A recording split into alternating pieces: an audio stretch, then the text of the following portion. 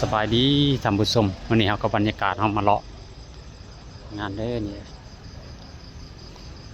สิเข้ากราบสรีระประธานใหญ่บุญมาสิมาพรหมนี่มื้อนี้บรรยากาศในยามแรงๆท่านผู้ชมนี่เราก็จะมาเลาะแล้วก็ไปกราบก่อนไปกราบสรีระประธานใหญ่ออกต้นนิยมก็หลายออกต้นนิยมมากหลายได้มานี่บรรยากาศมอมนี่คณะสวรรค์เขตของเราบรรยากาศมอม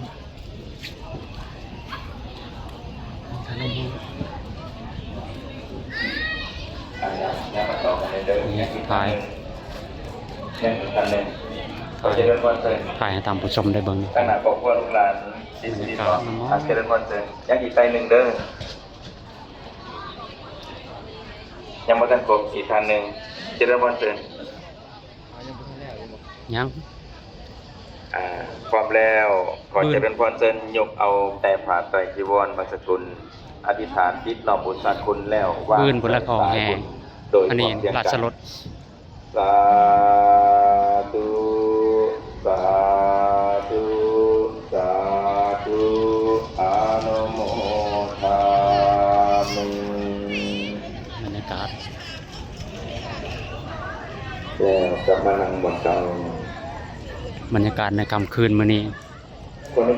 คนก็หลายเด้อมื้อนี้นะออกต้นนิยมมาหลายแข่งหลายเมืองมื้อนี้นี่มากหน้าหลายตาเด้อท่านผู้ชมนี่บรรยากาศหอมในขณะที่พิธีการได้นำเอาผ้าไตรจีวรบางสกุลมาวางไว้บรรยากาศหอมด้านหน้าอาสมการ11องค์11ไตรขน้อยอาตมาขอ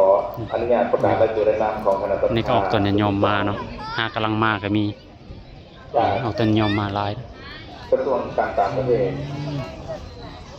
บรรยากาศทางที่ขึ้นเพียนการเทศบุตรธรรมขอเจริญพรเติมเธอทานห้องสวรรค์พรหมวิหารพร้อมด้วยภรรยาแต่ขณะท่าขึ้นทอดถวายผ่าไตรจีวรบางสกุลขอเจริญพรเติมทานไม้ทองผมพรมตาลมทานบิดาบรรยากาศวัฒนผมพัฒนาวิสาสีตาลมทางนางบัวโฮมสมดิจิวนาผมสื่อมวลชนสามมลาวทานนางมีนาอิวิไลวนาอาจารย์มหาเถระจากประเทศเนปาลได้มาโมทนาจตุปัจจัยประกอบส่วนในงานมาเป็นบุญกุศล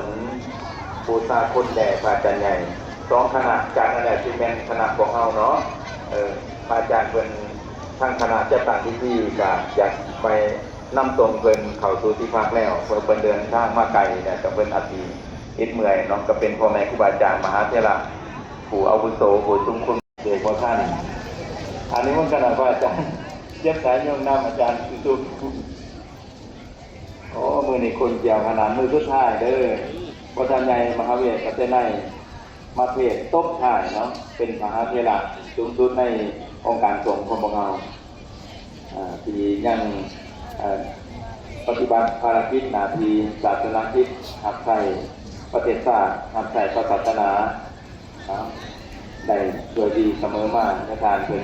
ผู้ใดมุ่นกับไปแต่ละวันโดนเมื่อยอันนี้มุ่นขน่อยยะท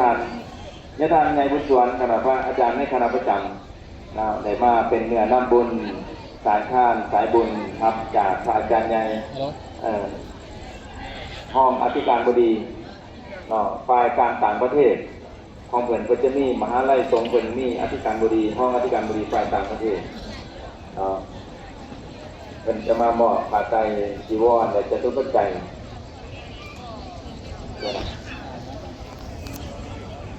ในนามของพระคุณวัชระ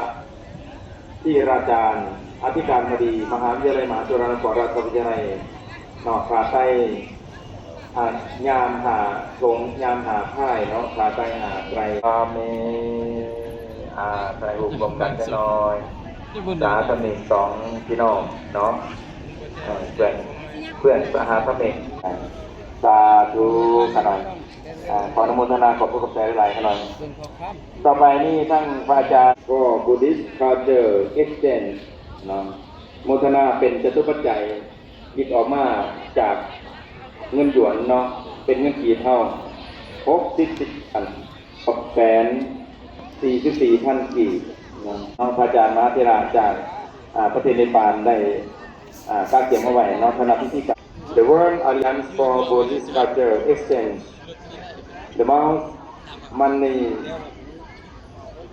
64,944,000 gives ความใดเนาะครับพระอาจารย์เนาะครับมีจักรานทั้งคารวะของมาไหนเด้อท่านอาจารย์ถนอมศักดิ์อาจารย์โคลาเปิดซื้อเล่นชื่อว่าง่ายครับจับอันนั้นเป็นไหนจะหน่อยเดี๋ยวประเมินให้กันเนาะยืนไปเลยเริ่มแนะนำให้เนี่ยเอาทานในกิจไปเพราะหนากลมน้ำบอ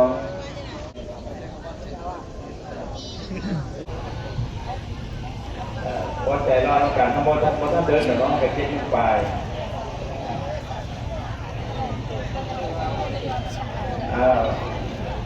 ลงมือดอกบัวจูเด้อนางแบบเพชรธิดานางแบบเพชรธิดาลงมือดอกบัวจูอันตรีแม่อะไรเนาะผมยังแปลงอยู่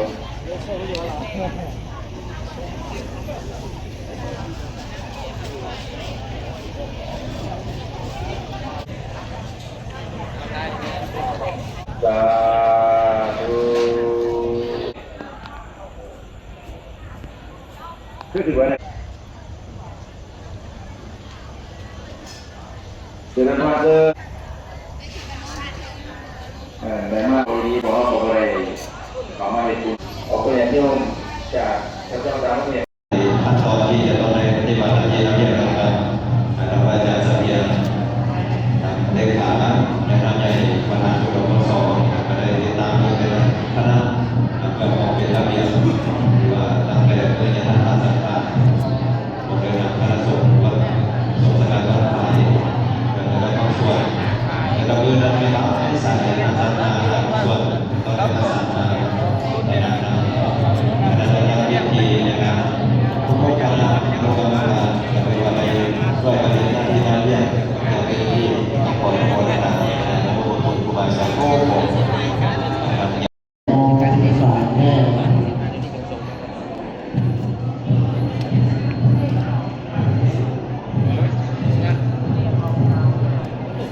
อันตอนนี้เราไม่ได้ร่วมกำลังหลั่งไหลเป็นธรรมะอุตสาห์เสียสังขารของอาจารย์ในทำมานี้ถือว่าหลายพอสมควรทั้งไทยผู้ขับพิจารณาและทั้งอุตสาห์ก็ส่วนที่ทั้งการแข่งไปสำเร็จที่เรียบร้อยแล้วต่อไปจะได้การเตรียมอาสนะ